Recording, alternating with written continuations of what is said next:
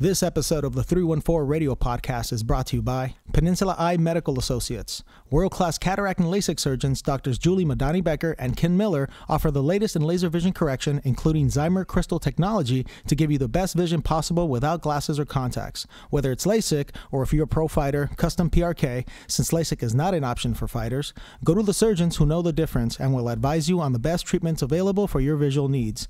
Not only are they excellent surgeons, but they also offer California State Athletic Commission ophthalmology certification. They certify pro fighters like Bobby Green, Anderson Silva, Manny Pacquiao, and most premier fighters in the world.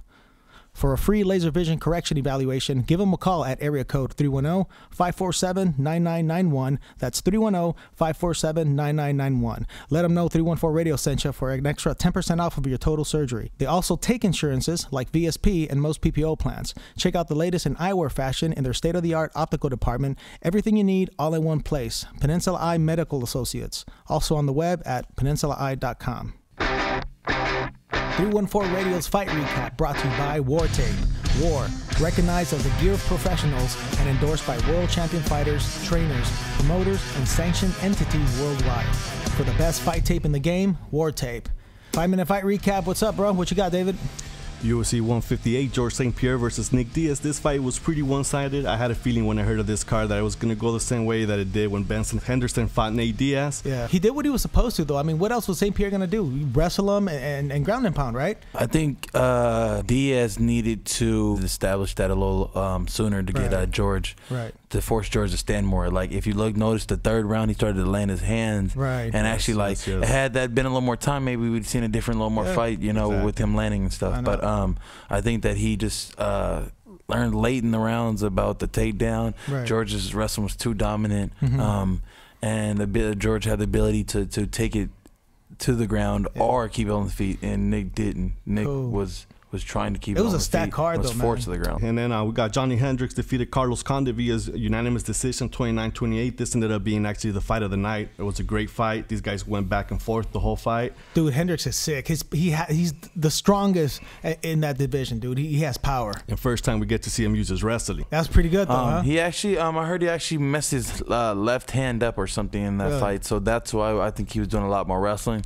But I like that shows in the guy, like he has some grit. Even when he's injured or messed up, he still fought a great fight. A fight of the night, to say that.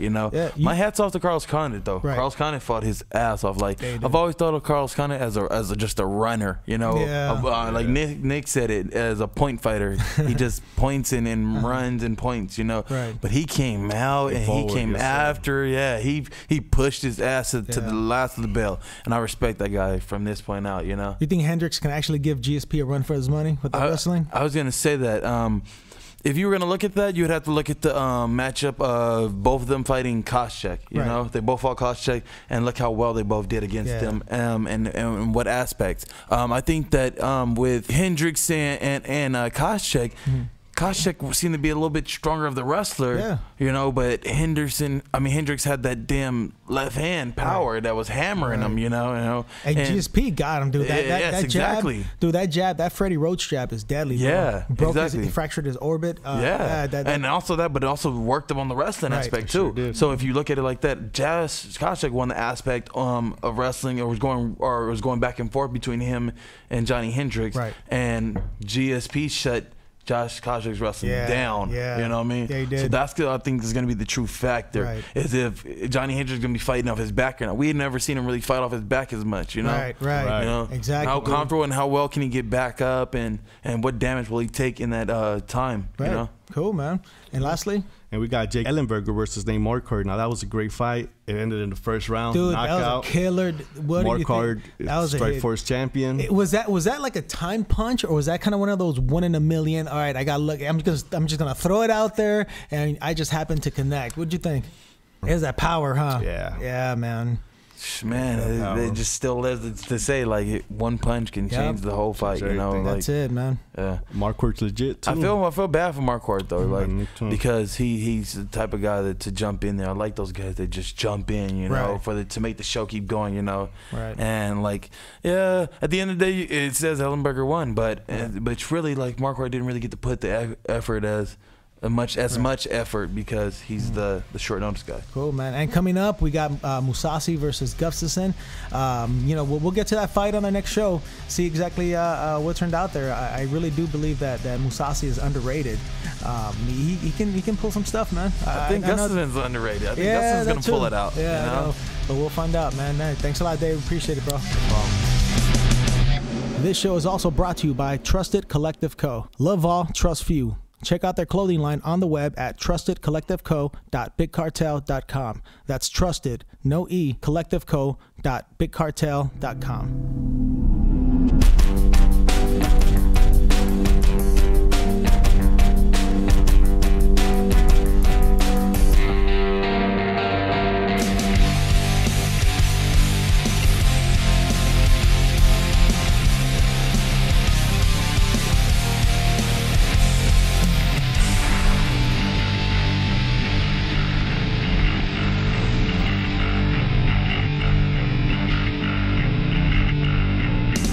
Welcome to the very first edition of 314 Radio Podcast. I am your host, Walter Salcido, along with former two-time King of the Cage champ, UFC 156 Submission of the Night recipient, and all-around badass, UFC lightweight Bobby the King Green. What's happening, bro?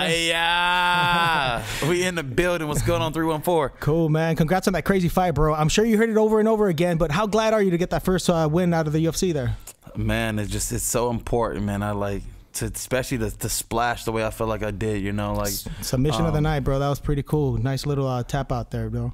Yeah, and to be considered an underdog, bro. You know, like I think you're like 3-1, dude. That was pretty sick. 3-1 or 4-1, I don't remember, but either or, it's just like that's the whole thing about this stuff. I still feel like I'm so disrespected. You know, like people don't understand the road that I've been through to get here, like and what I've went through and what I've experienced and how much I still get discredited. Exactly. You know? And there was a little shit talking too, right? What happened on Twitter with you and Volkman? Yeah, it's some crazy stuff, man. Like it just gets out of control, you know. Right. But a lot of people do what I see like they like to do now is they like to go for instance, me and you're fighting each other. Right. And we have the same fan. Mm-hmm. And fan A is going to go and talk to me and ask me what I think about you. Right. What do you think about Walter? I'm going to say, well, I think I can kick Walter's ass. Right. Well, he's going to go back and tell Walter on Twitter, this is what Bobby Green said, and that's going to kick up some stuff. Yeah. So that's what they usually do. Well, he had Kim Winslow on his side, and that didn't even work, right? I still fought my way through, bro. And I find that great that you actually went out of your way on Twitter to show some love to Kim Winslow. It's a tough job, dude. Being a ref is a tough job. Yeah. I think that Kim was just like overwhelmed with me, you know. Like some I think some fighters don't know what they finna get into, but some refs don't know what they're about to get into, especially dealing with me because I'm a handful. There's some points in the fight where me and Jacob was fighting and he's punching me and I'm like, come on, Jacob, is that it? Right? Are you serious? And Kim's yelling at me. She's like, shut your mouth. Stop talking shit. Stop talking shit. Now, what did you say to Joe Rogan when you were in the fight? There was a point where he was getting ready to take my back. And we're against the fence, and he's trying to drag me down to the floor. And Joe's like, oh, no, Bobby needs to stand up. This is not a good spot for him to be at. Jacob's going to take his back. Right. So I hear him because we're sitting right next to him, and I just tell him, yes, sir. You know, like, I'm right there with you. I think I should stand up too. You know? Exactly. So like we got a bunch of controversy over there too. Like people were putting on like different. He was coaching you or something. Yeah, he's coaching me through this stuff. Right. Like, is he on your side? Like I didn't know to stand up on my own. Like it wasn't obvious that all I needed to do was get on my own feet. You know. Exactly. But it was a badass fight, man. Very interesting how you overcame everything, dude. But you know, the one question we all want to know now that first fight out of the way in the UFC was the first thing you got when that 50 grand cleared. What was the first thing you buy? First thing I bought. What's the first thing I bought? Anything? Were you even thinking about that? Were you even thinking of, all right, if I get this 50 G's, here's what I'm gonna get? Does that even cross your mind? At first I was telling myself I was gonna hold on into it to everything. I'm still mad at myself right now, but I told myself I was gonna hold on to every penny and not spend not one. You know, I was just gonna try to hold it to the next fight, and then I could go crazy. You know, right. But that didn't work. No, it didn't work at all. What do you have now? I have a fiance who wanted a ring. You know, so that's the first thing I got. You know, that's it. That's all you had. That's the whole 50 G's. Oh, bro, I cracked in like 10 on that. You know what I mean? Bought myself 2 chains. You know what I'm saying? Yeah. I gotta get my 2 chains. There you go, dude. So that, you know, it started from the bottom. Definitely started from the bottom, bro. Tell us about how when you first started, you were fighting out in Mexico. How was that like? How's fighting out in Mexico? Man, started from the bottom. Now we here. There you go. UFC, man. You can't get any bigger than this. Mexico is crazy because like there would be some times that like you're going in these places and you're thinking like, hey, there's a possibility we might not come back. You know, there's always that possibility because this is around the time when the cartel and the policia and all the stuff is getting kicked up to the highest, you know. So did you actually feel like you were in danger at some point when you were down there? Oh yeah. I remember there was one time where we were getting ready for a fight, and I'm walking down the street with my buddies, and there's these guys, Mexican guys, like 6 of them with M16s in the back of an F-150, all staring at me, the only black guy in Mexico. I'm like, we need to get out of here. So yeah, hell yeah, I felt threatened. That's cool, man. And you know what? Actually, you fought 3 times in one night. Can you still? I mean, they used to do that all the time back in the day. Do you think that's something that they should bring back? That kind of that tournament style fighting where you do fight like 3 times in one night, the Hoist Gracie type of things. You know, back in the day. That's just how you fought, right? Only that title shot. I only did it for the belt, but I would never suggest anyone do that. That's crazy, you know, especially nowadays, like with how sophisticated we're becoming with fighting. Like you can't do that shit now. Like motherfuckers are getting there. Right. You can't fight Dan Henderson and get off that fight and go next fight and like, hey, let's go again. You know, right. You're gonna take some licks and you're gonna be pretty banged up, you know. So yeah, that's one of the big things that they worry about, and why they cut it was the multiple head trauma wounds. You know, you got kicks, you got punches, and you know, a concussion can be something as slight as you know, just you banging heads with someone. That alone can give you a concussion. You know what I mean? So in a way, it is great that they cut that out. But man, it was interesting, dude. It was really badass when you saw them dudes fight over and over again in one night. That's pretty sick. Yeah, but it's just brutal to the body, and it's not. We're not getting paid enough. Yeah, no, I hear you. Now, speaking of getting paid, how did you get paid in Mexico? You got pesos, you got weed. What did you get? And oh man, in Mexico, like there's sometimes I didn't even get paid at all, bro. Like dude, you can never know with Mexico. Like Mexico. You'll be in there for one fight, and it starts getting halfway through the night, and you'll start seeing all the people leaving the building. You're like, what the heck's going on? Like the fight isn't over yet. There's still like 2 or 3 more fights going on. Like they just start walking out? Just start walking out. Like as the promoter leaves, the kind of like head officials leave with them, and then the kind of like people that follow with those guys, and everyone's kind of like breaking like, hey, what's going on here? We even got paid. We haven't even finished fighting yet, you know? So there's some times where like we be getting stuck out there with the hotel rooms and people trying to call the police and trying to stiff us with the bills and stuff on fights and stuff like that. And there's times I fought and I was like that 3-fight night. I didn't get paid at all, bro. I went home pretty empty-handed and angry. So you know? and after that, how did you start getting into the fights here? Is that when you went to King of the Cage? I mean, is that completely different going into that type of scene? See, I fought back and forth. You know, I was like, I tried to do what double up my work. You know, I feel like the average fighter fights like once every 3 months and stuff. I wanted to double up my output. You know, be a real show fighter is what I really like to do. What I really can do to show them just the newer level of fighter. So what I would do is I'd fight over here, and then in a week later I'd go back and fight over in Mexico, you know, the next week later, you know, do some stuff like that. So I fought for an organization over here called TFA, ran by some guy. I don't want to say his name because I don't want to slander him and stuff, but he was a real jackass, you know. So I had my first fight over here for this organization TFA, and the guy used to just pay me like he used to, I'm not gonna lie, he used to pay me in weed, you know. I used to like just like small little things, bro. Really? You know, Literally just how much weed? I mean, was it good shit at least, or what? You say like at that time, I'd say fights were going for about like $800. You know, maybe $600. You're getting. You get paid $600 to fight. Yeah, just about that. Like if you think about it, it takes $800 for your medicals. Right. You know, if you get all done, right, you fought for free your first fight. Wow. So $800. I mean, people don't realize how much actually goes into training and getting into the fight, right? I mean, when you first start off, it's kind of like it's worse than minimum wage in a way per year, right? Yeah, it's pretty tough starting off, right? Yeah, and they think that we're making this luxurious money, that we're living the life, you know. All these girls are like, hey, we want to be with the fighter, you know, because it's the lifestyle. We're not rappers. We're not, you know, musicians. You know. Are you still working full time? Or are you able to focus on actual training more than paying the bills? Now I am. You know, nice. When I first came into the game, I was just doing warehouse work. I used to work 6 days a week, 12-hour days, and then on the 7th day I would get off to do a fight. You know, so it's really like so 12-hour days at a warehouse, and then you have to train to a fight. I didn't. You didn't? You just fought? I didn't. Yeah, I didn't fight. I didn't train at all. Like it would be like my odd days, my days off that I could train if I could. If it wasn't, they'd switch my hours where I could train. Right. You know, just work it out. If I had to work mornings and train nights, or you know, it just bounced around sometimes. You know, whatever way I could. But for the most point, I was in maybe 1, 2, 3 months of I'm on 3-4 days a month, you know? Yeah, so bad situation, starting off a career with a bad situation, bad management, promoters paying you in weed. I mean, that must suck. What brought you into the next level? How did you get into your training and how dedicated you are now? How did that come about? It took, I'm going to tell you this, it took one fight. It took me fighting that Dan Lazan fight. Really? When I fought Dan Lazan. That was Affliction, right? Yeah.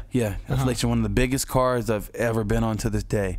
I'm under a different manager, different organization, different rules, different lifestyle. I didn't understand what it truly was to be a fighter, like what they take and all this different shit. I'm gonna keep it real with you guys. Like I'm not like I'm an open book. I'm not gonna sit here and lie and sit here and act like I'm peachy clean. And I do, you know, I'm not gonna lie. I smoke weed. You know, that's what I do. I don't sit here. I don't roid. I don't sit here and TRT. I don't do all this other shit. I don't drink like that. You know, it's just like my thing is. It's weed, you know. It's just like I've always had a hard life, and it's always been my way to cope with life, you know. To get through the stresses. Like some people, their daily life's issues are getting from A to B and doing the certain things. Sometimes for like guys like me, it's just getting up to the day, just getting up through the day, you know. Sometimes it's like hard. So anyway, I was already dirty with my test. Right. So I get the call on 24 hours notice to that I'm gonna take this fight. So I'm nervous. I'm like, I don't know what to do. My coach at the time tells me, maybe you should smoke before the fight. It's a great idea. I should smoke before this fight. Yeah. Smoke some weed before the fight. Yeah, it's gonna lower me. It's gonna calm me down. It's gonna make me feel good. It's gonna make everything great. Right. So I do it, and now I'm not gonna lie. I'm like at the point where I'm like, I lost all the pressure. I don't feel anything. Now I'm just like to the point where I'm swagged out now. I'm feeling myself. It's going to be great.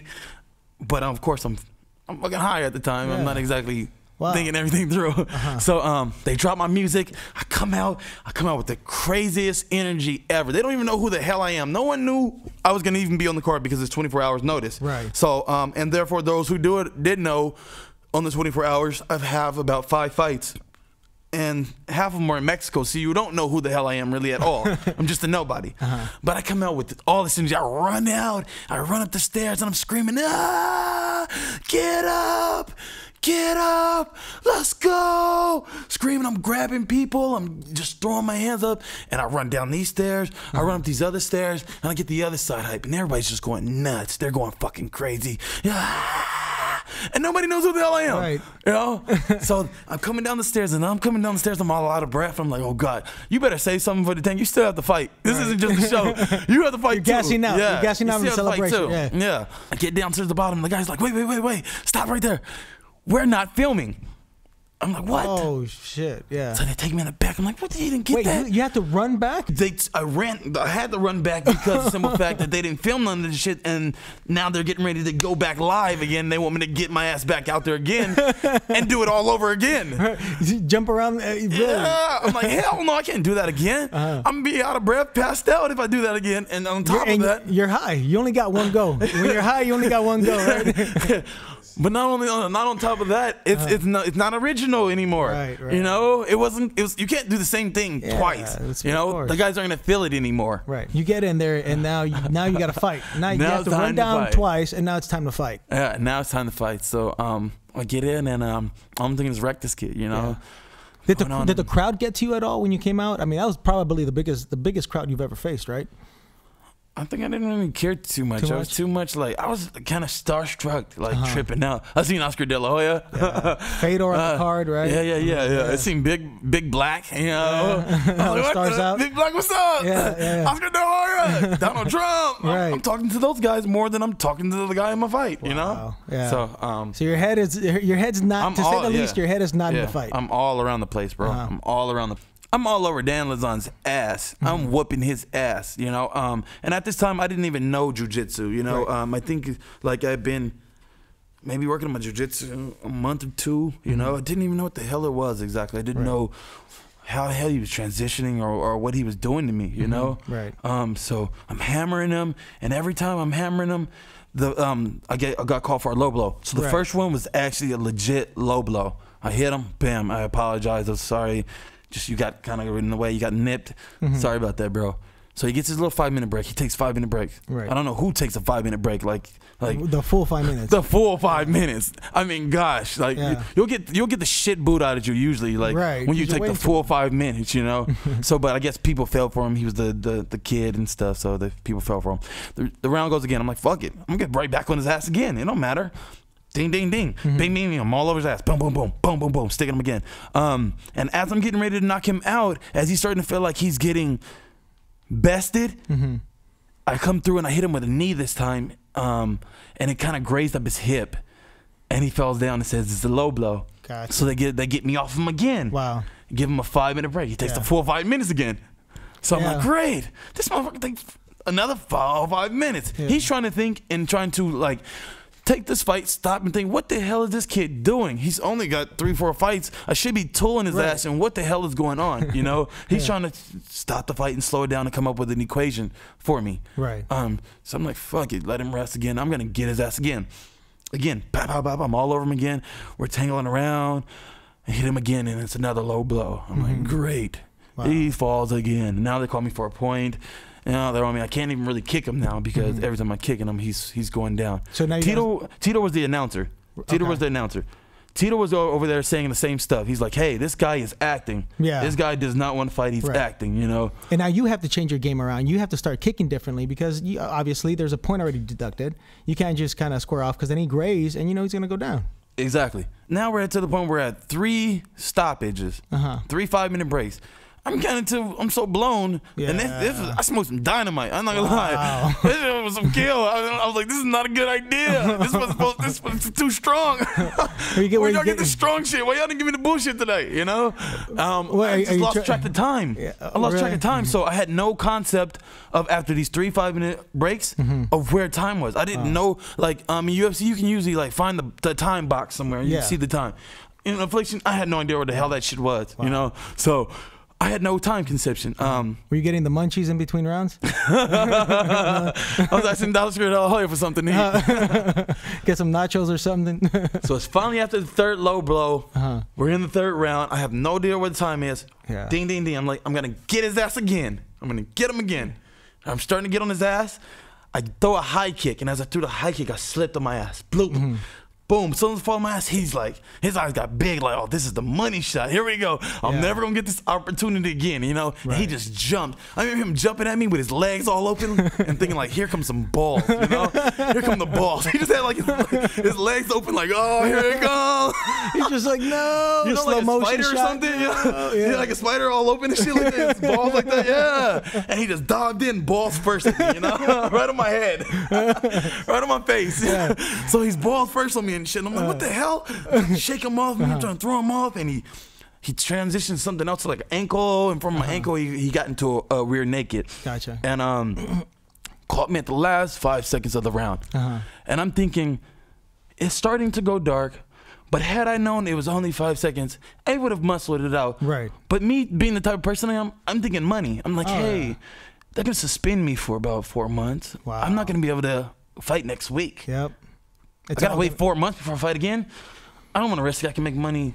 I'm gonna stop and go ahead and give this up. You know what I mean? Yeah. So instead of trying to push it, maybe even going out and waking up in the next round, you knew you were done. Yeah, yeah, exactly. I just didn't want to risk being suspended for that time and not being able to make that money. Gotcha. You know? So you knew you were already going to be suspended. I mean, you knew you smoked right before the fight. All right, the fight's done.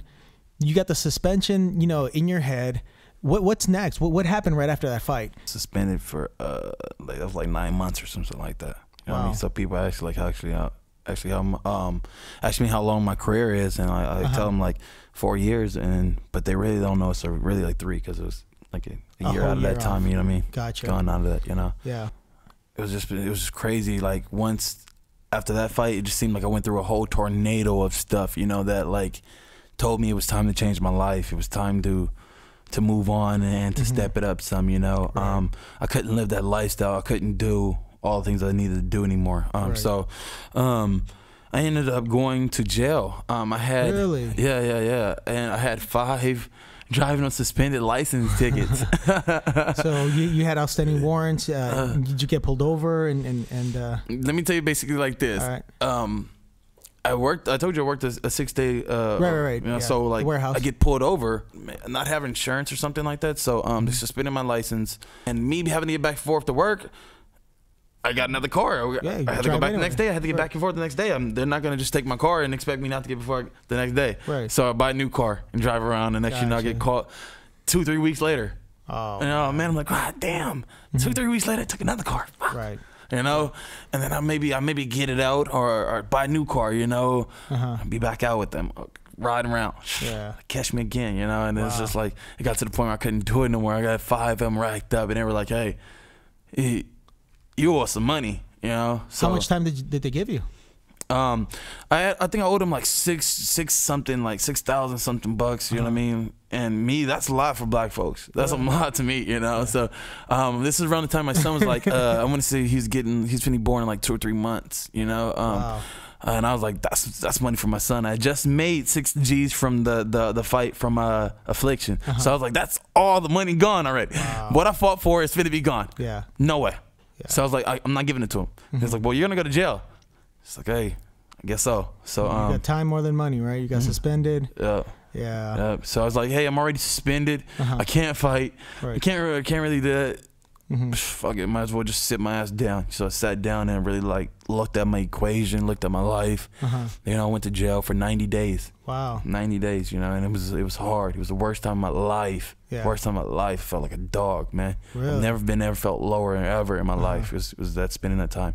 Were you violated anally at any time? No. Wow. You said hard time, man. You know, you got to be specific. That's crazy. Now, so you know, you do some time, and hey, I didn't answer that. So let me answer that right now. Let me answer that right now. Hell no. Okay. People say he didn't answer that. Really? Yeah, man. I mean, there's always that joke about Tyrone in prison. You know what I mean? Bubba. That's right, dude. Now let me ask you. So you do your time, you come back out. Were you just fed up with the whole fight game? I mean, were you ever considering just not fighting again, or was that not an option? No, now I knew what I can do at that time. You know, won the TFA belt. Where I beat Toby Greer, you know, which was a big guy around the time. And I just felt like now I knew what I can do. You know, I felt like Dan Lazan, like he's supposed to be some top UFC guy at the time, and like I felt like he wasn't anything. Like it wasn't nothing special. So I I just needed I needed to step my skills up, my knowledge. I had no knowledge of jiu-jitsu and stuff like that. So I sat back, and once I got out, I didn't go back to my gym. I left my gym, and I wanted to start all over and turn a whole new leaf over, turn a new life. I realized that I could not smoke and be in the streets and do all this stuff that all the tough gangsters do, you know, and be tough like them, and then try to be a professional fighter and be clean and smoke free and be out here, you know, healthy and clear thinking. Can do both. Right. You know, I'm trying to live two different lives, and I try to be the hardest guy I could be with all the gangsters and live their life and show them I'm just as tough as them, and then show the fighters I'm just as tough as them. It's a very hard job to do both. Who pulled you out of that? I met a dude named Jacob Benny, you know, and changed my whole life. You know, my boy Anthony Guerra, I wrestled with him in high school. He asked me, I told him, like, where should I go? You know, I want to leave my gym. Like, all the guys there, they smoke, they gangbang, they all, you know, they're all the same life. You know what I mean? Nobody's serious there, you know? I want to do this stuff serious now, and, like, I'm tired of playing, you know? It's just a game to them. Nobody's serious doing it, you know? So he took me to this gym, Pinnacle. I went in, and one day I was soaked. And one day, I guess, over at the gym I was at, I earned a blue belt over in my jiu-jitsu, according to them. I went over there and rolled with their white belts, and I just took the blue belt off, and I felt I didn't deserve it, you know. So I wanted to start back fresh and work back through my craft. So took back from square to one, and that's where I went from there. Cool. So Jake's been my head coach, my father, my everything, you know. Like, he's the one that put the foundation down. Like, he's the one, like, hey, you're gonna take this serious. Like, I never felt anyone really cared about me, and that's what made me a great wrestler, was that there was someone who cared. Like my coach Abad, he cared. My coach Will, he cared for me in wrestling. So I think that's what made me such a great wrestler. Well, when I got done with there, I didn't have anything. So the same kind of person came into my life now with the MMA, and I think it made it so dynamic. You know, he really took me away from all the negativity that I was around. He'd take me to his house. I lived there for fight camps. Wow. You know, and be isolated and thinking just clear thoughts and good things, you know, putting good things in my head. And that was really successful for me. You know? So he pretty much took you as a street fighter and turned you into a pro fighter. Bam. Right there. Better. No words that could say it better. Yeah. Are you still in the camp now? Is that who your head coach is? Yeah. My loyalty's to him the whole way. Nice. Like, we've been through everything. We've been through so much, and in that so much is just like, he showed me loyalty, family, and everything that, like, I could never leave. You know, even if I went to another gym, it just wouldn't be the same. You know, like I maybe train with other guys and work with other guys, but as far as family goes and stuff, like, I'll always be loyal to him. You know, dude, that's awesome, man. That you actually had somebody to guide you and take you out of all that. I can't even imagine what it's like to go through fights, putting it all on the line. I've always said, man, whether you win, lose, or draw, if you got the balls to step inside a ring or a cage, dude, my respect to you. My respect to you, dude, because there's nothing like knowing, you know, you can get knocked the fuck out in any minute. You know what I mean? So that's awesome, dude. Now you go into your new camp. You're over at Pinnacle, and everything's going great for you, bro. I mean, you're on a 5-fight win streak right now. Obviously, we talked about your submission of the night victory. What's next, man? Do you know who you're fighting next? Who do you want to fight next? I got a couple people in mind. It's like I always, like, Dana White talked to me, and I told him I wanted to fight the guys that pissed him off, the guys that made the organization have headaches and stuff. You know, I wanted to make all the guys that wasted our time, all the guys that... You mean like the so-called boring fighters? Yeah. Those are the guys I really want to aim for, you know, those guys that snore, you know, those guys that waste that money that good fighters could be making, you know? You know? So, but then really, like, I think about it like that, but then the other side of me says it like... Fuck that, you know what I mean? Like, the other side of me, I got, like, I want to get, like, all my vendettas clear, you know? Like, I really got some things I want to clear up, you know? Like, I like to fight Joe Lazan, you know, just to get You heard it here first, exclusive. Joe, he's after you. I feel like that's the least I can do, is if I can't get the little brother, I get the big brother there. You know what I mean? At least I go through and I'm gonna send that message to Dan. Yeah, you got me, but I'm gonna get the last laugh, you know. But it's not really, and Joe Lazan really ain't the really guy that I really want. If I really had a guy that I really want, it'd be a guy named Tim Means, you know. Wow. Okay. Yeah. I fought Tim way back in the day. Me and Tim come back from the same backyard, and Tim has fought me on what I call the worst fight ever in my history. You know. Wow. Why do you say that? What happened? I've never ever experienced the the odds like I had on that fight, like to have everything go wrong. I mean, literally everything go wrong, you know, from like your weight cut, your camp, your life, your equipment, to everything down to the T go wrong. Like there's just like, it was like impossible. Like how could this all happen? You know, I had injuries, I had everything possibly go wrong. My mouthpiece, I had a 99-cent mouthpiece on my mouth. Are you serious? Yeah, like it was just like, it was ridiculous, bro. So I had fought the worst fight ever. And Tim Means, he cut my forehead, and I have the scar to show, and I'll never forget that. I can see it from here. Yeah. It's a big ass scar, dude. I'll never forget it.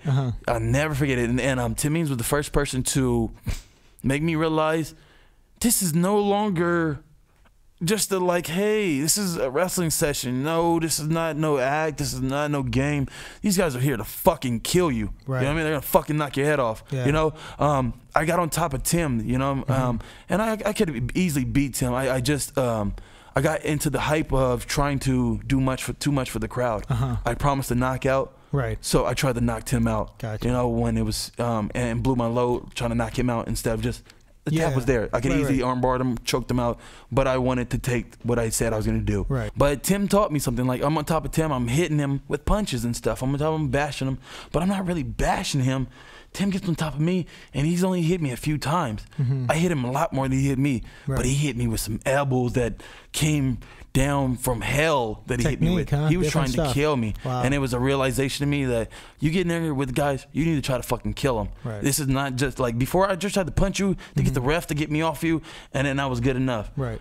No, you need to be trying to kill these kids. You need to have them scared to fight you, you know? You need to try to hurt someone, you know? And it's that same mentality, man, that gets me. You have to be a different type of person to actually get in there and be willing to throw blows with somebody. You know what I mean? Yeah. It's no joke. I've been knocked out, and it wasn't a happy time, but I don't like getting knocked out, dude. I don't know.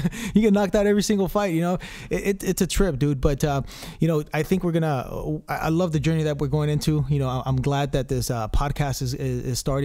I know we got a lot more that we can talk about. Thank you so much for hosting this with me, man. You know, I really appreciate everything that you've done. And Tim, I hope you're listening, dude. I hope you're listening to me. Yeah, I hope you do, man. Like you reinvented me, bro. I felt like he's Batman and I'm the Joker. You know what I mean? Yeah, I mean, I'm nothing without him and he's nothing without me. You know, I'm gonna be looking around looking for him, and every person I got to kill just to get to him, I'm gonna do it. You know. Cool, man.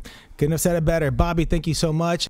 We would also like to thank our sponsors, Peninsula Eye Medical Associates, Trusted Collective Co., War Tape, Echo Bar Recording Studios in North Hollywood, California, Jamie and Danny Cullington, you guys rock.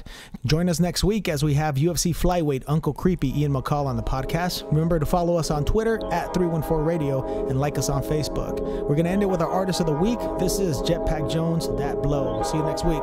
314, let's go. Take it in and just blow it all out. If you ain't talking progress, then shut your damn mouth. Yeah, take it in and just